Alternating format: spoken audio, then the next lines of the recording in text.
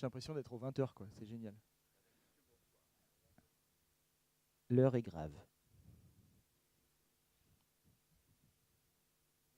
C'est bon? Allez, impeccable. Pour ce second colloque de la journée, messieurs, dames, nous rencontrons Bérangère Bland, responsable de la communication, de la presse et de la promotion de Valmorel Tourisme. Accompagné de Bérangère Bland, nous retrouvons Jérémy Hollette de la société Neptune, tout simplement sur le thème, sur le panorama des outils digitaux utilisés par Valmorel. Attention, Bérangère, je t'attends tout de suite. 1, 2 et 3, Bérangère. Merci Romain. Bonjour à tous, merci d'être venus à cette petite conférence. Alors l'idée, c'est des sessions qu'on a fait en plusieurs fois. Avant-hier et hier, on a pu parler des outils de promotion notamment que Valmorel met en place et par rapport à des marchés cibles que Sébastien, le directeur de l'office, a pu expliquer. Et donc l'objet aujourd'hui, c'est de vous montrer la partie communication liée à Valmorel et plus particulièrement tout ce qu'on a pu faire sur le digital.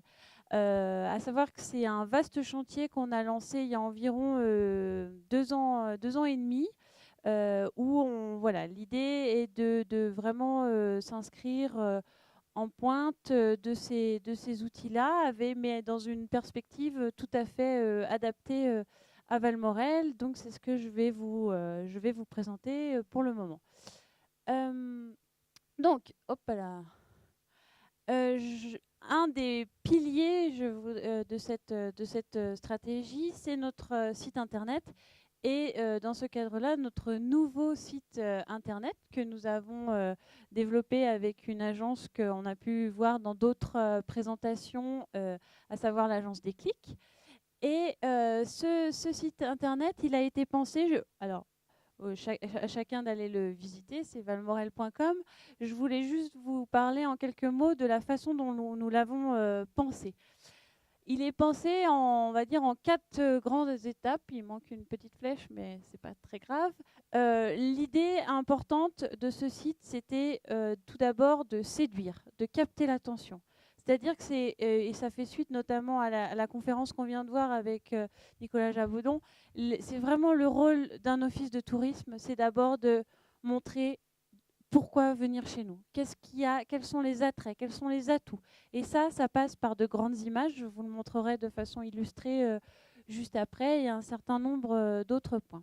Une fois qu'on a capté l'attention de notre futur vacancier, le point sur lequel on a travaillé, sur lequel on va encore travailler, c'est de transformer cette captation. L'idée, c'est que cette personne vienne en vacances chez nous. Donc, que ce soit par de la réservation plus facile, mais aussi on peut imaginer un certain nombre de services qui vont se mettre en place petit à petit, comme des planificateurs de voyage, etc., etc. Vraiment faire que tout ça soit un cheminement naturel et facile. Et puis, la troisième partie du site, elle a été vraiment pensée pour enrichir, dans le sens enrichir l'expérience du client sur place. C'est-à-dire que ce soit pratique quand moi, je trouve qu'il n'y a rien de plus énervant au bout d'une semaine de vacances de se rendre compte qu'on a loupé le truc à pas louper pendant la semaine. Donc l'idée, il y a des outils qui vont se répondre dans ce sens. C'était vraiment d'avoir quelque chose de pratique pour connaître le programme d'animation, le programme des événements, etc. Et quatrième partie, là qui a tout son qui est émergente, et c'est le côté partage et montrer ce que les internautes ont pu eux penser notre destination, soit par photo, soit par vidéo, soit par commentaire via les réseaux sociaux. Donc quelques illustrations, mais comme dit, le mieux est quand même d'aller visiter ce site. Pour cette partie dont je vous parlais, la séduction, on a imaginé avec l'agence, en rendant à César ce qui appartient à César, sur la base de notre cahier des charges, l'agence a imaginé un module qu'on dit immersif, et en fait qui permet, sur la base de grandes photos, d'ensuite de découvrir des points clés de nos destinations en 5-10 points qu'on peut après approfondir à souhait avec les petits carrés sur le côté. Donc voilà. Pour pour la partie transformation, on a couplé notre site internet avec celui de notre centrale de réservation pour avoir une plateforme commune, ou du moins un point d'entrée commun sur le site. Et ça, pour nous, c'est qu'une première étape. On va aller vers plus d'intégration et surtout plus d'outils qui seront liés non seulement à la réservation, mais aussi à la planification de voyage, comme je vous disais, ce genre de service. Le troisième point, sur le côté sur place, c'est une partie qu'on a réfléchi, alors non seulement en termes linéaires d'animation qu'on peut trier par jour, filtrer par âge, c'est beaucoup de choses sur lesquelles on a prêté attention. On a essayé aussi de réfléchir par envie, parce que tout le monde ne se dit pas tiens, je ferai de la raquette aujourd'hui. Le problème, il se passe plus par question de ces 4 heures, qu'est-ce que je peux encore faire aujourd'hui? Ou alors, il pleut, qu'est-ce que je peux faire? Ou comment occuper mes enfants? Est-ce que j'ai envie de sortir? Qu'est-ce que je peux faire? Etc. Donc voilà, c'est les modes de réflexion qui sont en train d'évoluer et qui vont s'enrichir toujours plus. Et puis la dernière partie dont je vous parlais, partager, qui est vraiment sur cette partie réseaux sociaux et qui remonte sur notre site et qui permettent d'apporter un petit peu de crédit, si on peut dire, et enrichir la parole de Valmorel Tourisme. On a une vraie crédibilité pour tout ce qui va être information type remontée mécanique, ouverture des pistes, renseignements durs, mais l'appréciation, c'est très bien quand c'est d'autres personnes qui le laissent. Dans cet esprit-là, alors je suis désolée, je pensais pouvoir me mettre en ligne. On a aussi imaginé que sur ce nouveau site, il est possible pour les internautes de laisser des avis et des notes. Tout simplement, on est parti de la réflexion que de toute façon, ils le faisaient.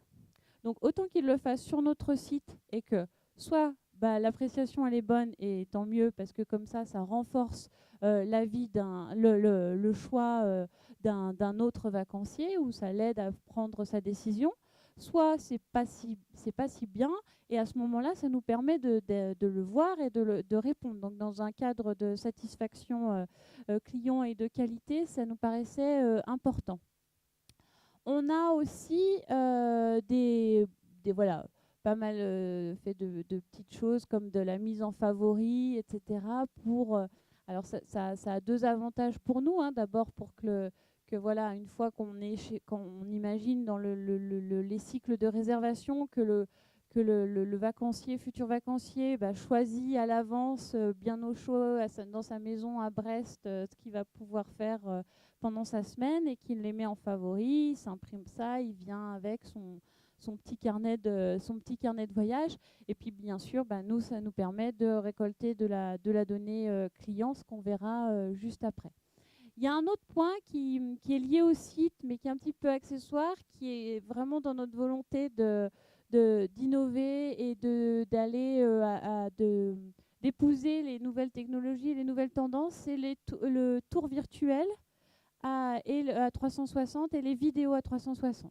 Donc ça permet, on a un vaste territoire. Notre domaine skiable, il est aussi en plusieurs secteurs. On avait toujours du mal à le catégoriser, à vouloir le montrer. Voilà, le plan des pistes pour participer aux réunions, c'est un vrai casse-tête pour l'élaborer. Et donc là, ça nous permet en fait de sauter d'une image à l'autre et de vraiment se rendre compte. Ça a été tourné par des drones et sur des systèmes de photos à 360, de vraiment se rendre compte de comment est le domaine et et d'avoir vraiment toujours dans cet esprit de réassurance du client quand il est chez lui, etc. Plus l'expérience immersive qui est très sympa. Tout ça, ça s'accompagne aussi d'une expérience à 360 degrés avec des lunettes que je vous présenterai un petit peu plus tard. Voilà pour le site. Autre tout nouveau service, c'est l'appli. Alors ça fait 2 ans qu'on avait lancé une appli et puis là on avait quelques problèmes. Donc là on a vraiment lancé une toute nouvelle appli avec l'idée d'être sur un format très ouvert qui nous permette vraiment à terme de faire énormément de développement et d'en faire vraiment la plateforme du client en séjour chez nous et voilà. Donc voilà, autant l'outil, le site web, je le qualifierais, c'est notre outil plutôt en préparation de séjour, autant l'appli, c'est vraiment un des outils qu'on va utiliser pour enchanter le séjour sur place avec de nombreuses fonctionnalités. Alors, bon, on a le classique des infos remontées, info neige, etc., etc. C'est là qu'on retrouve aussi notre expérience à 360 degrés avec les films qui peuvent être lus donc soit sur smartphone, soit aussi avec un système de casque spécial pour une expérience en réalité virtuelle. Et puis après, on a vraiment essayé de réfléchir à cet outil par rapport à notre station et à notre territoire au global. Donc par exemple, on le sait, en station, l'un des soucis, c'est que, on l'a exactement vu alors c'est pas dans la conférence précédente, on atteint maintenant des 60% de location en C2C. Donc les locataires, quand ils viennent, on leur dit, voilà, le propriétaire leur dit, bah, vous avez réservé dans la résidence les Lozes. On arrive à Valmorel, sauf que Valmorel, c'est une station, c'est pas une ville. Il n'y a pas les Lozes, bon, il y a des panneaux indicateurs, mais il n'y a pas de numéro de rue, c'est pas sur les GPS, etc. Donc notre idée là, c'est on a fait ce travail de répertorier tous nos bâtiments par coordonnées GPS, et on a un petit moteur de recherche. Les gens, quand ils arrivent, alors ou depuis le début de leur trajet, ou quand ils arrivent en station, ils peuvent voilà, retrouver leur logement hyper facilement via ce petit outil. Pareil, il y a les chemins piétons qui sont rentrés dedans. Donc pareil, si on sort d'une soirée sympa rue du Bourg, on peut voilà, retrouver un petit outil de guidage pour rentrer à pied chez soi. On a bien sûr beaucoup de plans interactifs. On va avoir à terme aussi le rechargement des forfaits. Les navettes sont équipées chez nous aussi de GPS. Elles vont pouvoir nous donner cette information et on pourra avoir les navettes en temps réel. Donc ça, ce sera pour l'année prochaine. Mais comme ça, quelqu'un qui attend au bus, il sait quand vient la prochaine navette et vraiment, voilà, ça sera la donnée en temps réel. Et puis on inclura aussi notre planificateur de voyage. Voilà, je ne m'étends pas plus. L'idée, c'est vraiment de vous montrer quel rôle on a donné un petit peu à chaque outil. Il y a un autre outil alors je crois que ça fait 3 ans qu'on a mis en place, qui est Smart Access. Et puis je vais laisser donc Jérémy vous le présenter, puisque c'est la société Neptune qui nous le fournit. Bonjour à tous, Jérémy Holette, oui, société Neptune. Je présente rapidement notre activité, ce qui vous permettra de mieux comprendre dans quel cadre on a développé cet outil qui s'appelle donc le Smart Access. On équipe 80 stations de sport d'hiver, dans lesquelles on propose des solutions d'accès à l'Internet pour les touristes des stations. Excusez-moi, je me rapproche. Donc dans ce cadre, on a proposé dans ces 80 stations de sport d'hiver un maillage du territoire permettant où on installe des hotspots Wi-Fi. Donc l'objectif premier étant de proposer un accès à l'Internet donc pour les visiteurs de ces stations de sport d'hiver. Très rapidement, on s'est rendu compte que ce type de solution, alors excusez-moi, il faut que je vous précise quelque chose. Pour accéder à l'Internet, obligation en France, obligation légale, il faut s'identifier. Il faut identifier les utilisateurs. Donc on les faisait toujours passer par un passage obligatoire d'identification. Donc ces pages-là étaient obligatoirement vues et on s'est rendu compte qu'elles étaient même très très vues, extrêmement vues. On arrive à une centaine de milliers par saison de fois où on affiche ce portail captif. Donc on a décidé avec les stations de sport d'hiver avec lesquelles on travaille de valoriser encore plus ce portail captif. Donc là on se situe dans un outil d'accueil numérique touristique qui est vraiment un outil d'accueil, donc on n'est pas dans la promotion, on s'adresse à des gens qui sont sur site exclusivement et pour lesquels on va leur fournir une information utile donc pour faciliter leur séjour. Donc bien évidemment, ils vont obtenir obtenir l'information que décrivait Bérangère sur l'appli. C'est à peu près les mêmes fonctionnalités, avec quelques différences. Alors, c'est un outil qui, bien évidemment, est optimisé pour l'ensemble des terminaux. Donc, on peut le visualiser tant sur son smartphone que sur un écran d'affichage dynamique, d'accord, tactile ou pas. C'est un outil qui est basé sur la dynamique. On va parler uniquement des événements et des programmes d'animation qui vont avoir lieu dans les prochaines heures. Donc l'idée, c'est en effet qu'en quelques clics, l'utilisateur qui se connecte, le visiteur qui est dans son appartement, se connecte au réseau Wi-Fi, gratuitement obtienne ce portail captif et peut organiser sa journée. Donc en fonction de la météo, en fonction du programme d'animation, il va organiser sa journée au mieux. Donc c'est vraiment un outil d'accueil numérique touristique. Je vous remercie. Juste en complément, c'est un outil qui justement intervient en complément de notre appli parce qu'il fonctionne lui sur une base de Wi-Fi, notamment pour les clientèles étrangères qui ont pas forcément, qui souscrivent pas forcément des offres 3G à l'international et tout ça. Ça reste un portail important et voilà. De toute façon, chacun a son rôle dévolu. Ça, c'est aussi nos écrans d'accueil à l'office de tourisme pour donner de l'information chaude en office.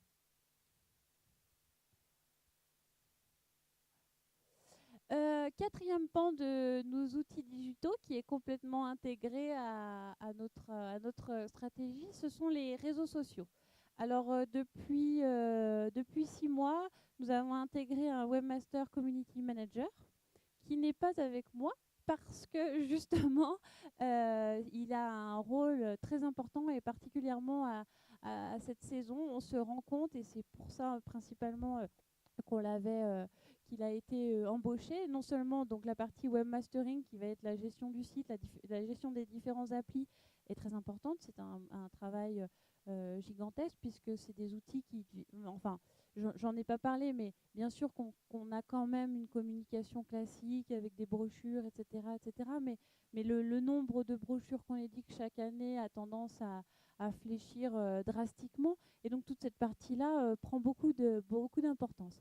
Donc en parallèle de la gestion de ces outils, il a donc un rôle de community management, c'est-à-dire d'animation des réseaux sociaux. Et à la période, par exemple, ici, juste la semaine avant Noël, on peut dire c'est presque une extension des services de l'accueil. C'est-à-dire que, et on l'a vu aussi l'année dernière quand on a eu quelques soucis dans la vallée pour monter en station, beaucoup de gens n'ont plus le réflexe d'appeler, mais d'aller sur Twitter, d'aller sur Facebook, poser les questions.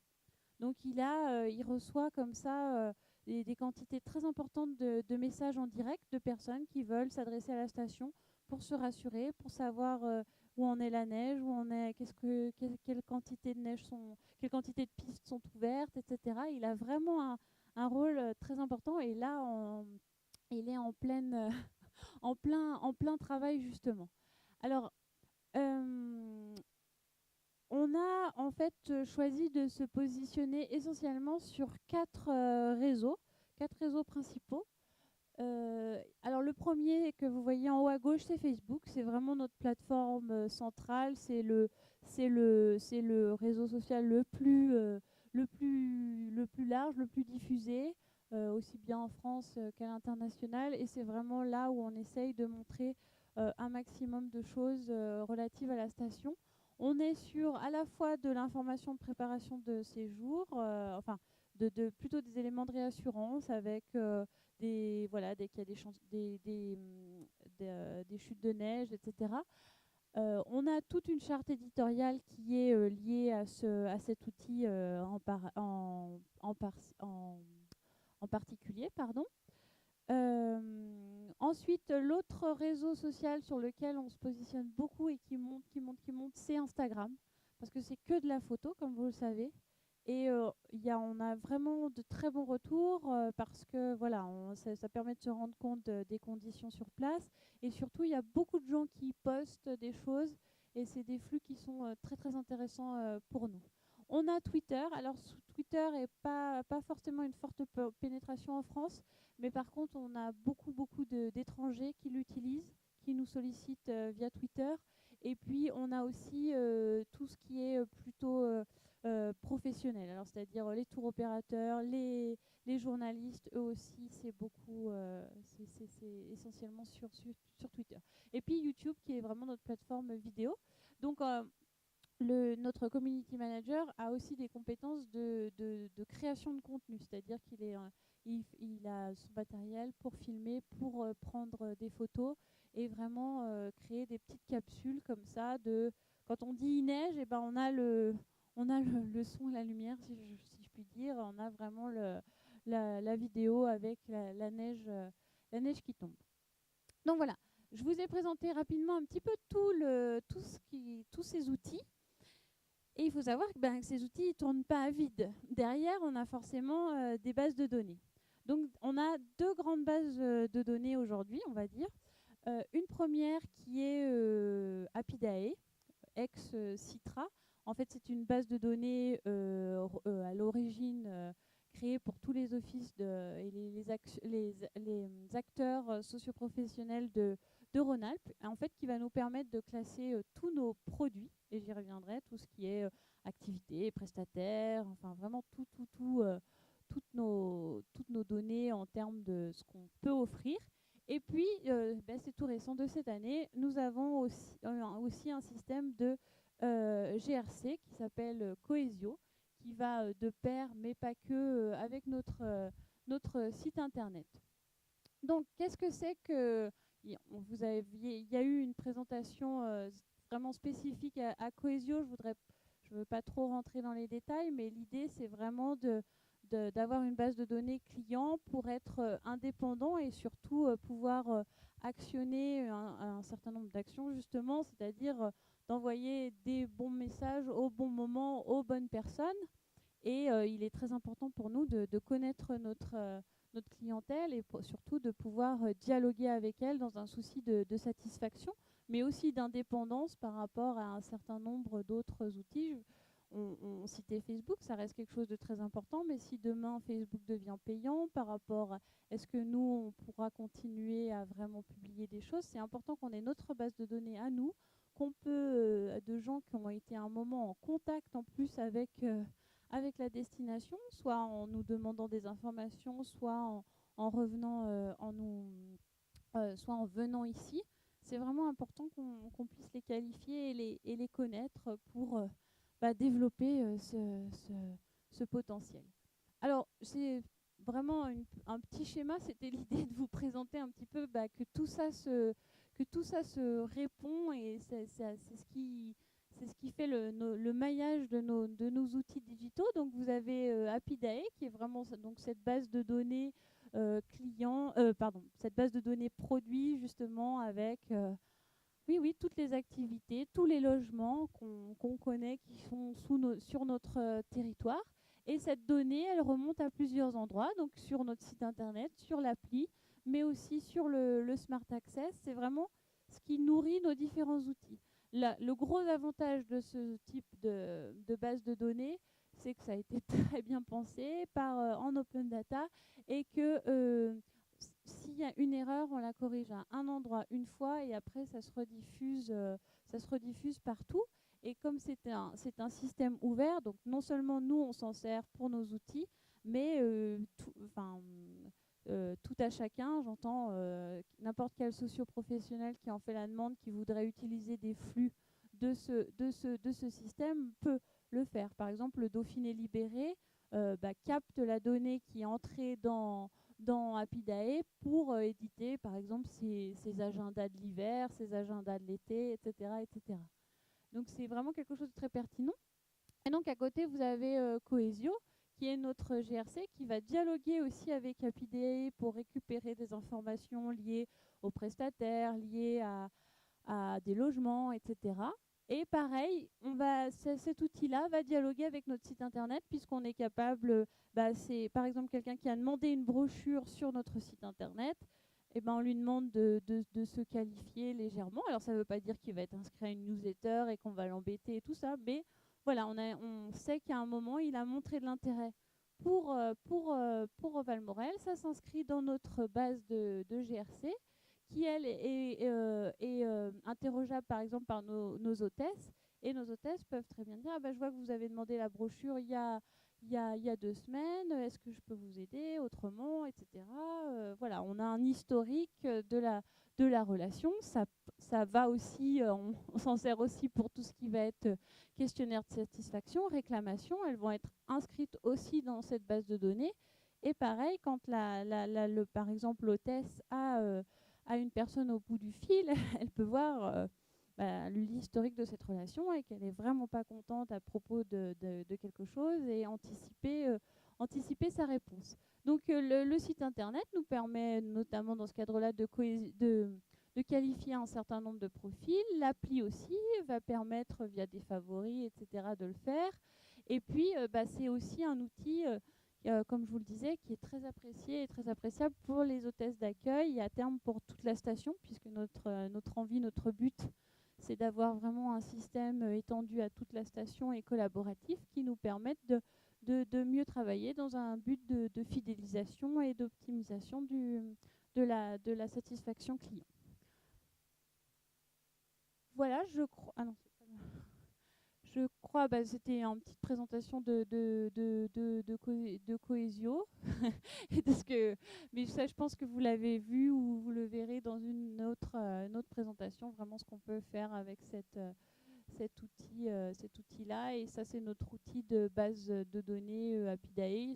Tous les deux sont des outils très instinctifs. L'idée aussi, c'est de se mettre plus les outils sont faciles à manier et plus ils sont utilisés. Voilà, j'en ai fini. Si vous avez des questions, je suis à votre disposition.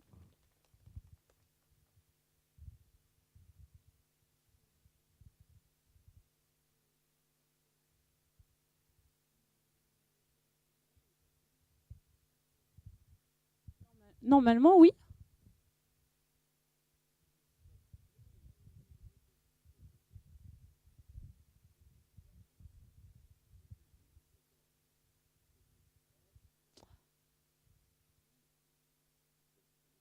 C'est basé sur Citra.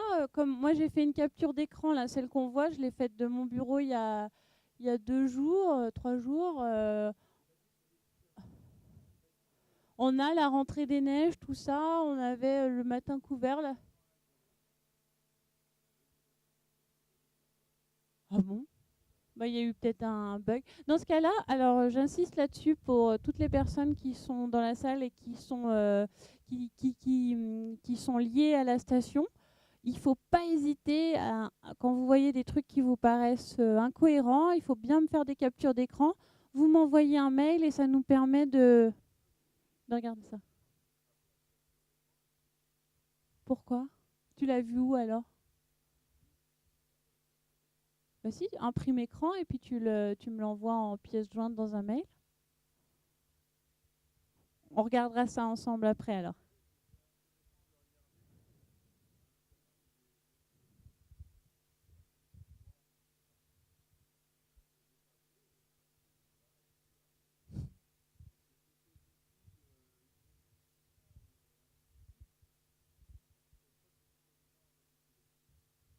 Mais là, en tout cas, dans la manipulation, il est très simple. Je pense que c'est plus un problème de rafraîchissement ou de de ce type-là.